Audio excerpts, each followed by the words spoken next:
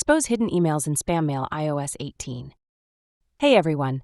In this video, I'm going to show you how to expose hidden emails in spam mail on iOS 18. Stick with me till the end and let's get started. Open the Mail app from your home screen. Head to your spam or junk folder. Tap on Mailboxes at the top left corner.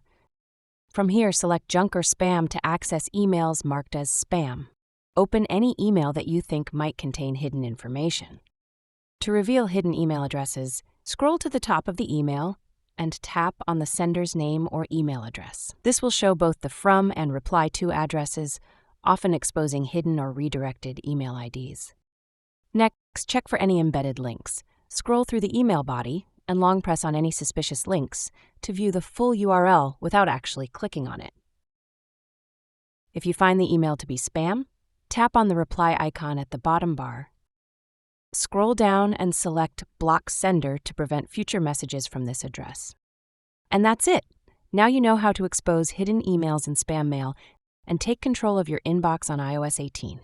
If this tutorial helped, don't forget to hit the like button, subscribe to my channel, and share your thoughts in the comments below. Thanks for watching, and see you in the next video.